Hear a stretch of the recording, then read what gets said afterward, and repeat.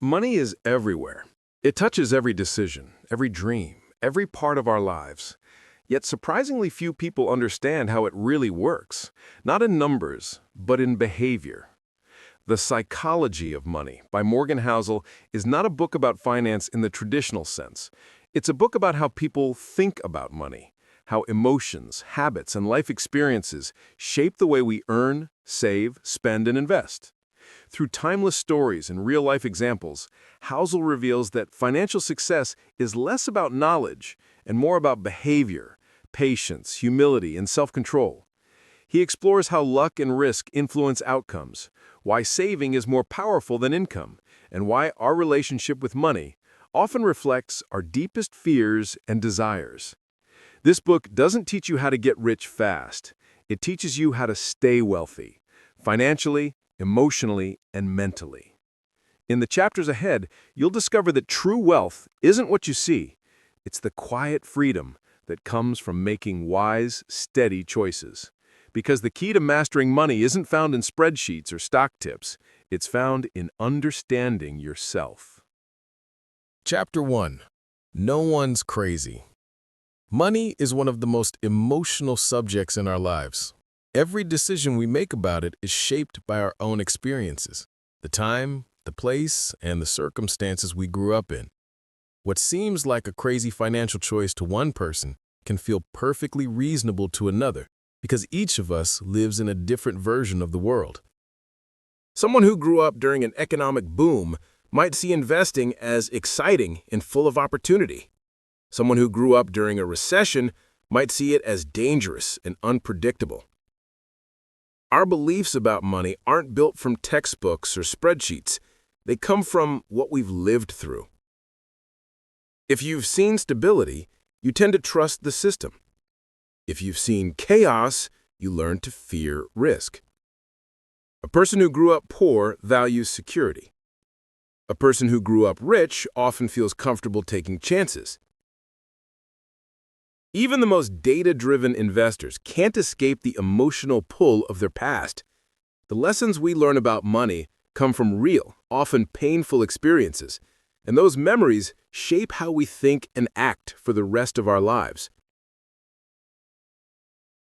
That's why two intelligent people with the same information can make completely opposite financial decisions. Money is personal, deeply personal. There isn't one correct way to save, spend, or invest. Morgan Housel puts it perfectly. Your personal experiences make up a tiny fraction of what's happened in the world, but they form most of how you think about it. We often assume other people are irrational because they don't think like we do. But they aren't crazy. They're just seeing the world through a different lens. Someone who lived through hyperinflation will never trust paper money again. Someone who's only known stable prices will never understand that fear. Money isn't math, it's stories. And every story makes sense to the person who believes it. When we stop judging others and start understanding their stories, we see the bigger picture. Markets aren't driven by logic alone, but by billions of personal experiences. The key lesson is simple. Your story about money is not the world's story. Learn from others, but don't assume they're wrong just because they're different. Everyone's trying to survive their own financial world, and in that sense, no one's crazy. Chapter 2. Luck and Risk. Luck and risk are two sides of the same coin. Both are real forces that shape every outcome in life, especially in money. They are brothers. One gives, and the other takes away. We often admire success as if it's purely earned. We celebrate the rich, the powerful, and the bold, but we forget that behind every success story is a mix of skill, timing, and luck. At the same time, behind every failure, there's often bad luck, not just bad choices. Bill Gates is a perfect example. He attended one of the only high schools in the world at that time with a computer. That chance, that piece of luck, helped him become who he is today. But his friend, Kent Evans, who was equally talented, died young in an accident. He never got the same opportunity to show his brilliance. Same school, same skill, same dreams, different luck. We rarely see how luck and risk silently shape outcomes. It's easy to say success comes from hard work and failure comes from mistakes, but the world isn't that simple. Hard work matters a lot, but so does timing, environment, and chance. The truth is, outcomes are never fully within our control. Luck and risk make life unpredictable. This doesn't mean effort is useless. It means we should stay humble about success and gentle in our judgment of failure. When you see someone succeed beyond measure, remember, part of it is effort and part of it is fortune. When you see someone fall, remember, it might not be their fault. No one is as good or as bad as their results suggest. Outcomes are shaped by factors too complex to measure. What looks like genius could be luck in disguise. What looks like failure could be risk catching up. The key is to respect both. Respect the role of luck when you win, and the role of risk when you lose. This mindset keeps you balanced. It helps you stay grateful in success and resilient in failure. Because in the end, life is never as good or as bad as it seems. Luck and risk are always at play, quietly shaping every story, including yours. Chapter 3. Never enough. Some people will never feel they have enough. No matter how much money they earn, how much they own, or how far they go, it's never enough. We often assume wealth means satisfaction, but it rarely does. The truth is, the hardest financial skill is getting the goalpost to stop moving. There's a story about a hedge fund manager named Rajat Gupta. He was incredibly successful, respected, powerful, and wealthy beyond imagination. Yet, he still wanted more. That hunger for more pushed him into illegal insider trading. He risked everything, his freedom, reputation, and career for just a little more money, and he lost it all. Why? Because he couldn't stop chasing enough. The problem isn't greed alone. It's comparison. When you measure your life against someone else's, you always find someone richer, faster, or luckier. And once you start comparing, satisfaction disappears. Having enough isn't about the number in your bank account. It's a mindset, the ability to say, what I have is enough for me. That's where true financial freedom begins. Wealth is what you don't see. The money you saved, the debt you avoided, the stress you don't carry. But when you're constantly chasing more, you trade peace of mind for endless ambition. The danger of never enough is that it blinds you. You risk everything, your integrity, your relationships, your happiness, just to reach a goal that keeps moving further away. Enough isn't too little. It's realizing that happiness lives in contentment, not in accumulation. Money can buy comfort, options, and freedom. But if it also buys envy, restlessness, and comparison, then it owns you. The lesson is simple but powerful. There's no reason to risk what you have for what you don't need. Because in the end, the chase never ends unless you decide it does. Chapter 4. Confounding Compounding. Compounding is one of the most powerful forces in finance, and one of the least understood. It's simple in concept, but extraordinary in effect. Take Warren Buffett.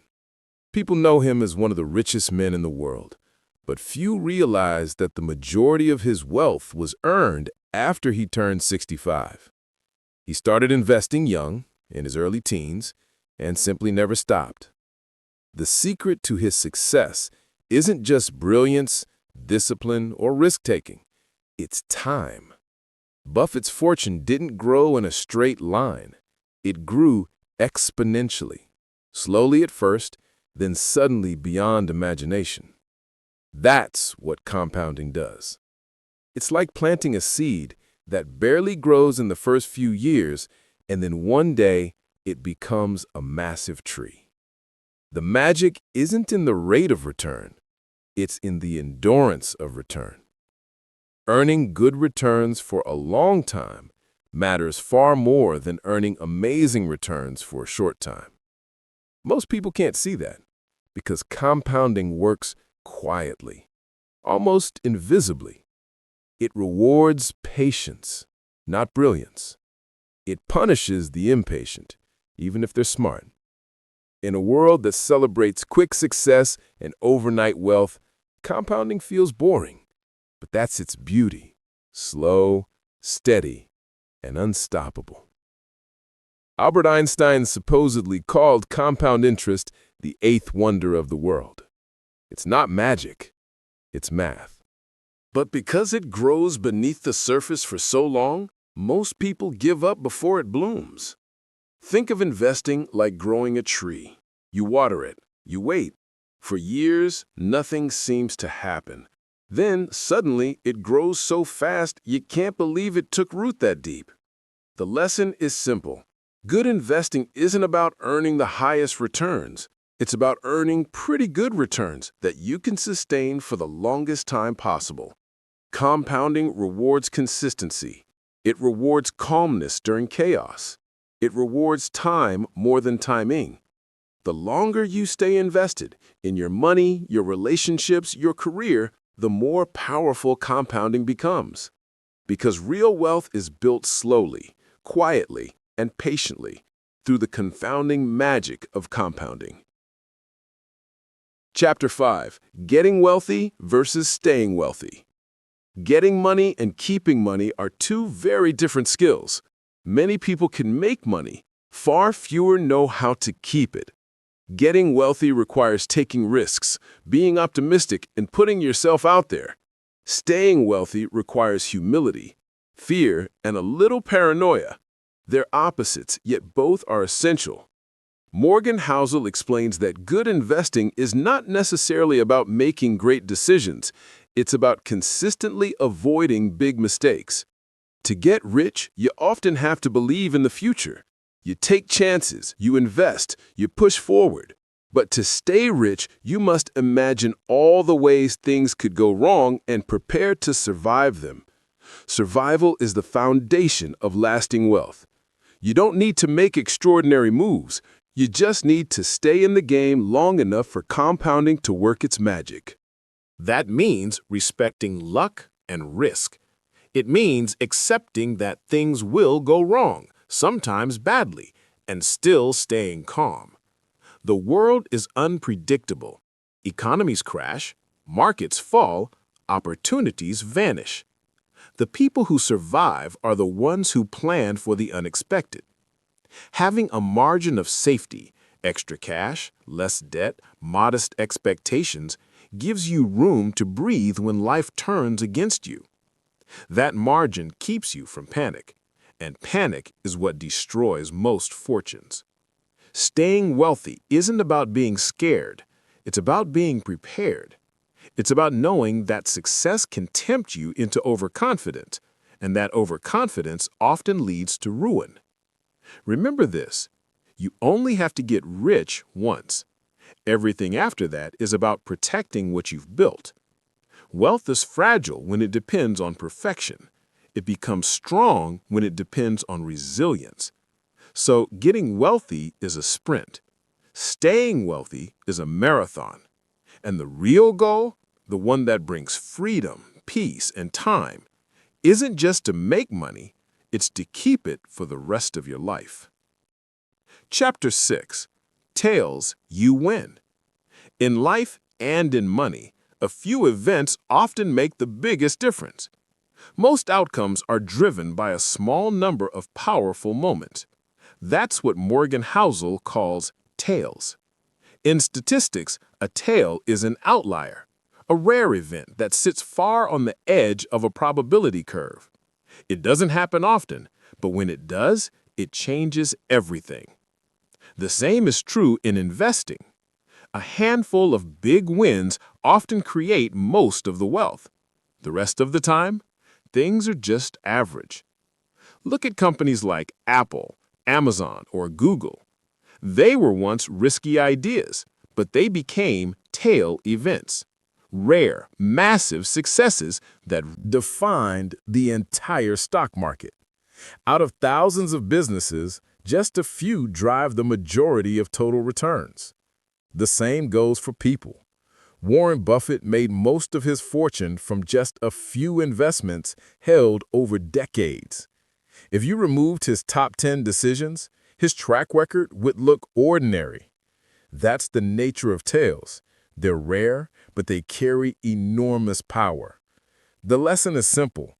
You don't need to be right all the time. You just need to be right once in a while. Big. But most people don't like that idea.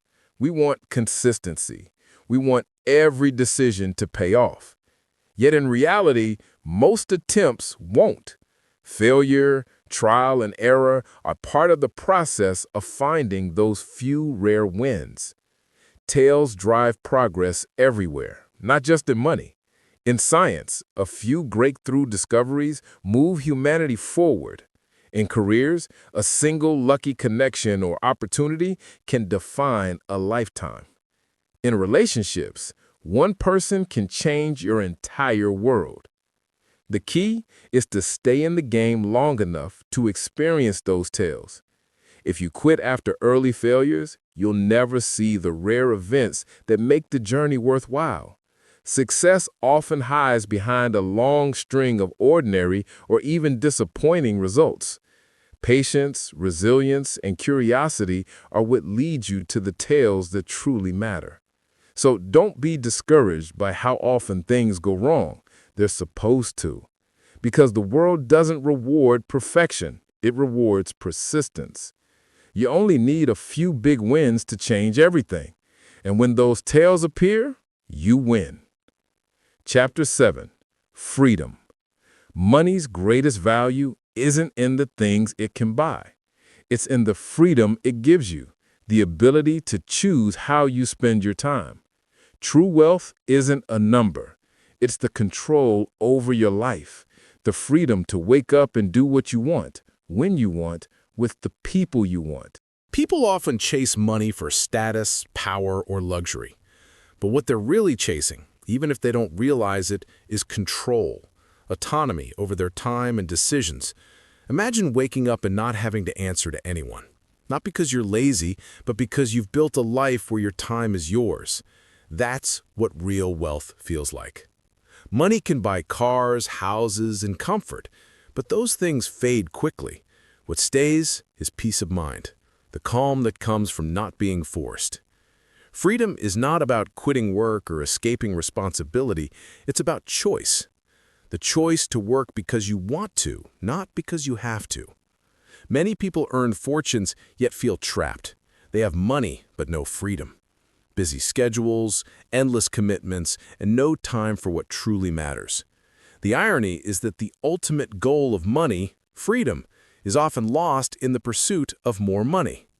Housel writes that controlling your time is the highest dividend money pays. It's the ultimate return on investment. Because time is the only thing you can't earn back. When you lose it, it's gone forever. So, the purpose of wealth isn't to impress others. It's to reclaim your own time, to live life on your terms. Financial freedom isn't about being rich. It's about waking up every day feeling like you're in charge of your future. That's the kind of wealth that brings happiness. The quiet, peaceful kind that doesn't need to show off. In the end, money's real power is simple. It buys you control over your time.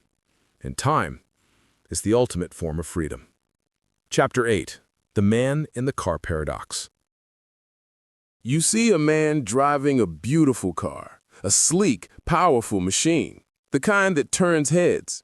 You look at him and think, wow, that person must be rich, successful, and admired. But here's the paradox. No one actually thinks about the man in the car. They imagine themselves driving it. They think about how they would look in that car, how much respect they would get, how confident they would feel. In reality, the driver is invisible. The admiration we think people have for us rarely exists. That's the man in the car paradox. People don't admire you for what you have. They admire themselves, imagining what it would feel like to have it. It's a quiet truth about status and wealth. We chase admiration through possessions, but no one is actually paying attention the way we hope. When we see success, we don't envy the person. We envy the version of ourselves we imagine in their place. And that's why status chasing is endless, because it's built on a fantasy that can never be fulfilled. Morgan Housel reminds us that people are not impressed by your possessions as much as you think they are. They're impressed by the feeling those possessions create for themselves. Ironically, the people who command the most respect are often the ones who don't seek it. Humility, kindness, and quiet confidence speak louder than luxury ever can. The man driving the expensive car may have wanted admiration, but what he really bought was silence, because no one is thinking about him. So the lesson is simple. Stop trying to buy respect. You can't. Respect is earned through behavior, not belongings. Through how you treat others, not what you own. Money can buy attention for a moment, but character earns admiration for a lifetime. The goal isn't to be noticed. The goal is to live in a way that doesn't need to be. Chapter 9. Wealth is what you don't see. We tend to admire visible wealth, big houses, luxury cars, designer clothes. But real wealth is often invisible. Wealth is the money not spent. It's the investments quietly compounding in the background. It's the freedom, security, and choices that money gives, not the things it buys. When you see someone driving an expensive car, you're looking at a symbol of wealth that's already been spent.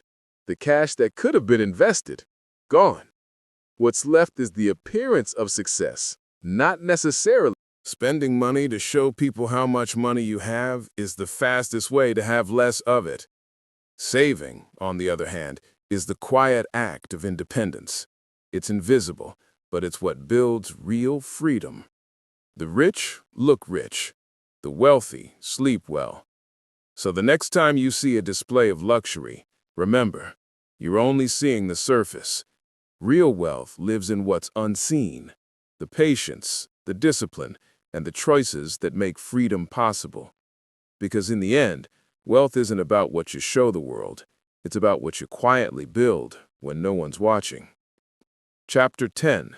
Save money. Building wealth has little to do with how much you earn and everything to do with how much you save. You don't need to make a fortune to build one. What matters is living below your means and creating space between what you earn and what you spend. Saving money is the foundation of financial freedom. It's not flashy and it doesn't get attention, but it's the single most powerful tool for building wealth. Morgan Housel reminds us that saving is not just an act of discipline, it's an act of independence. It means you're choosing to prioritize freedom over consumption. You're saying, I want options more than I want things. People often think they need a higher income to save, but history is full of ordinary earners who became wealthy because they consistently saved and invested small amounts over time. Saving isn't about math, it's about mindset. It's about having enough self-awareness to know that satisfaction comes from control, not comparison. You don't have to justify saving. You don't need a specific reason. Having money saved gives you flexibility when life surprises you. It lets you take risks, change jobs, or handle emergencies without panic. Saving is the gap between your ego and your income. If you can close that gap, if you can stop spending to impress others, you unlock the path to true wealth. People chase high returns, complex strategies, and market timing, but none of that matters without savings, because savings are what give you options, and options are what give you power. The goal isn't to save every penny or live in fear of spending. It's to save enough to feel secure, enough to make choices from a position of strength. Wealth doesn't come from making the best investments. It comes from making good decisions consistently, especially the decision to save more than you think you can. So don't underestimate the quiet strength of saving. It's not just about accumulating money. It's about building freedom, flexibility, and peace of mind. Because in the end, the ability to save is the ability to control your own future. Chapter 11. Reasonable greater than rational, also known as don't ignore emotions. We like to think money is all about logic, numbers, charts, and perfect decisions. But the truth is, we're human. And humans don't make financial choices in spreadsheets. We make them in real life with hopes, fears, and emotions. Morgan Housel reminds us, you don't have to be perfectly rational with money. You just have to be reasonable. Being rational means trying to make decisions that are mathematically perfect. Being reasonable means making decisions that let you sleep at night. The best plan isn't the one that looks flawless on paper. It's the one you can stick with for decades through fear, temptation, and uncertainty. We all have different goals, worries, and comfort levels. Some people can handle risk easily. Others can't, and that's okay. The goal of money is not to win a debate. It's to live a life that feels right to you. If selling an investment helps you feel calm, it might not be rational, but it can be reasonable. If saving more gives you comfort, even when interest rates are low, that's okay too. Money is emotional because it touches everything that matters: our safety, our family, our dreams. Trying to remove emotion completely is like trying to remove the human from humanity. A rational investor might hold through every market crash, but a reasonable investor knows their limit and builds a plan they can actually follow when emotions run high. The difference between success and failure in finance isn't who has the best strategy, it's who has the most durable one. And durability comes from emotional balance, not mathematical precision.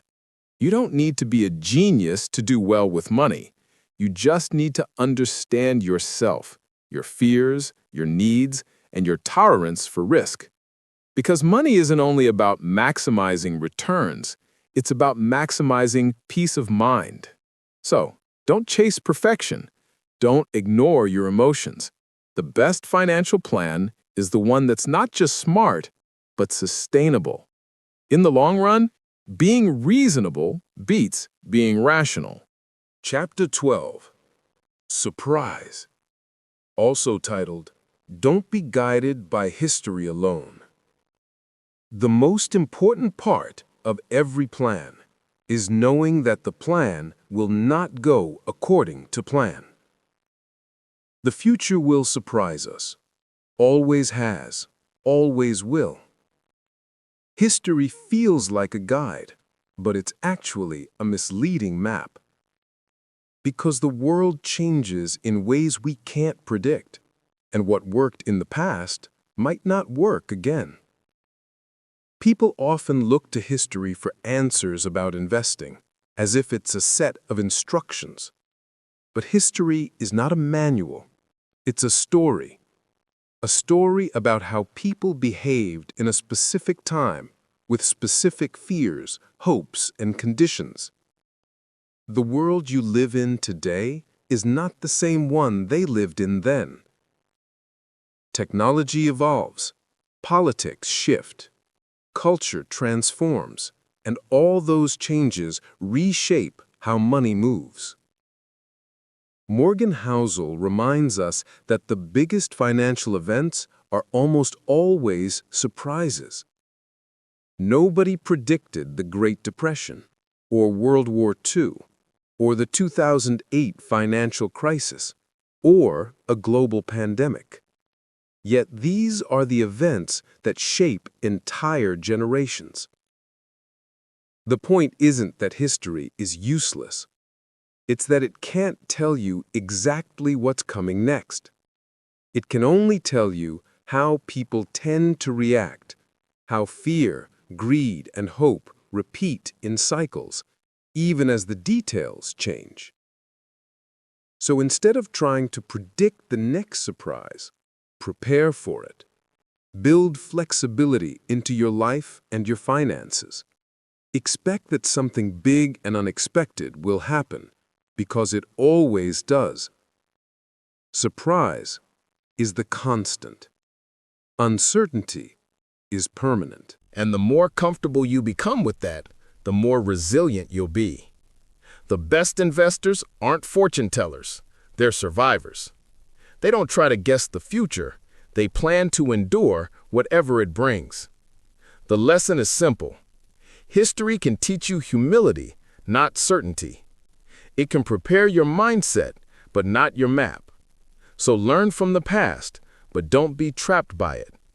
The next surprise will look different from the last one, and the only way to win is to be ready for anything. Chapter 13. Room for Error. The most important part of every plan is leaving room for things not going according to plan. Life is unpredictable. The future never unfolds exactly as we imagine it. That's why you need a margin of safety, a cushion that protects you from the unknown. Morgan Housel calls it room for error. It's the space between what could happen and what must happen for you to be okay. Without that space, even small surprises can destroy your plans. With it, you can survive almost anything. Room for error means saving a little more than you think you need. It means taking less risk than you can technically handle. It means acknowledging that luck, randomness, and uncertainty are always part of the game. The best investors don't rely on perfect forecasts. They rely on resilience. They know that being wrong occasionally is inevitable, so they build a system that can absorb shocks. Having room for error doesn't make you weak. It makes you durable. It means your future isn't built on precision, but on flexibility. People often think confidence comes from being certain, but real confidence comes from being prepared for uncertainty. A great financial plan isn't about maximizing returns, it's about minimizing the chance of ruin. Because staying in the game is more important than winning the game quickly. When you have a margin of safety, you can think clearly when others panic. You can take advantage of opportunities because you're not desperate to survive. Room for error gives you breathing space, the ability to make mistakes, learn from them, and keep going. It's not a sign of caution, it's a strategy for endurance. The goal isn't to predict every storm, it's to build a boat that can handle rough seas. So give yourself room for error in your finances, your plans, and your expectations. Because the biggest advantage you can have isn't perfect knowledge of the future, it's the ability to stay standing when it surprises you. Chapter 14. You'll change. We spend so much time planning for the future, but we rarely stop to ask an important question. Who will we be when we get there? The truth is, you will change. Your goals will change.